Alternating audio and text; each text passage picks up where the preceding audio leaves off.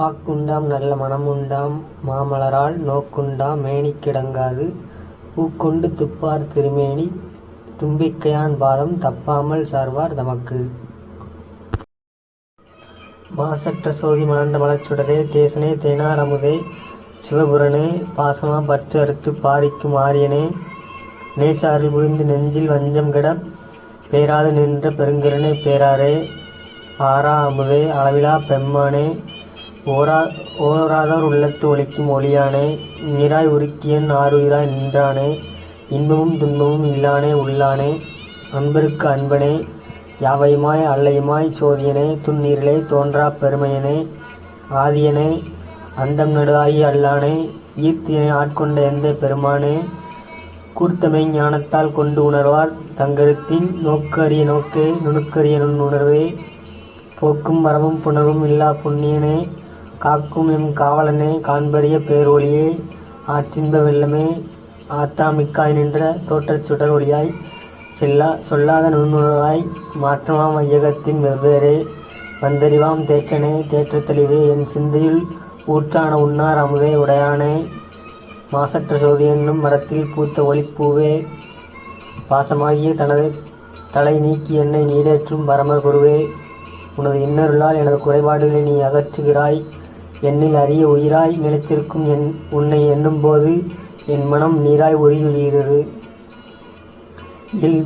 இயல்பில் இன்பமோ துன்பமோ இல்லாத பரம்பொருள் நீ ஆயினும் உன்னால் படைக்கப்பட்ட உயிர்களின் இன்ப துன்பங்களை உன்னுடையவைகளாகும். அடியார்களிடத்து அன்புடையவனே நீ எல்லா பொருளிலும் இருக்கின்றாய். ஆனால் அவற்றின் தன்மைகளில் உன்னில் எந்த மாற்றமும் ஏற்பட்டு விடவில்லை. நீ இருளாய் ஒளியாய் புறத்தையும் அகத்தையும் இருக்கிறாய். உன் பெருமையை ஒருபோதும் நீ வெளிப்படுத்திக் கொள்வதே இல்லை. எல்லாமும் உன்னிடத்தில் இருந்தே தோன்றி உன்னிடமே வந்து ஒடுங்குகின்றன. என் தந்தையே, உன்னை மெய்ஞானம் உள்ளவர்களே உண்மையில் உணர்ந்தறிவார்கள். புறக்கண்ணுக்கு புலப்படாத நீ அகக்கண்ணுக்கு தெளிவாக காட்சியளிக்கிறாய். பூரணனே, நீ சாட்சி பாவத்தில் இருந்த போதும் எம்மை காக்கவும் செய்கிறாய். திரண்ட அறிவே, அறிவுத் தெளிவே, நீ என் உள்ளத்தில் ஊற்றெடுத்து பெருகி பருவதற்கு அரிய அமிர்தமானாய். வேற்று விகார விடக்குடம்பின் உட்கிடப்ப ஆற்றேன் எம் ஐயா அரணே என்று என்று போற்றி புகழ்ந்திருந்து பொய்கட்டு மெய்யானார் மீட்டு இங்கு வந்து வினைப்பிரிவி சாராமே. கள்ளப்புல குரம்பை கட்டு அழிக்க வல்லானே தன் இருளில் நாட்டம் பயின்று ஆடும் நாதனே தில்லையில் கூத்தனே தென்பாண்டி நாட்டானே அல்லல் பிறவி அறுப்பானே ஓ என்று சொல்லுதற்கு அறியானை சொல்லி திருவடிக்கீழ் சொல்லிய பாட்டின் பொருளுணர்ந்து சொல்லுவார் செல்வர் சிவபுராணத்தின் உள்ளார் சிவனடி கீழ் பல்லோரும் ஏத்த பணிந்து. இந்த ஊனுடம்பு பால்யம் இளமை முதுமை என்று எத்தனை மாற்றங்களுக்கு உள்ளாகி கொண்டிருக்கிறது.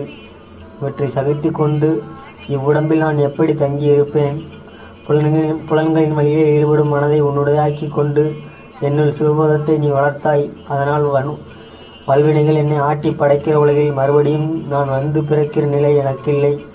உயிர்களெல்லாம் அயர்ந்து உறங்கும் நிலையிலும் உலகத்தை காக்கும் பொருட்டு கவனமுடன் நீ விழித்திருக்கிறாய்.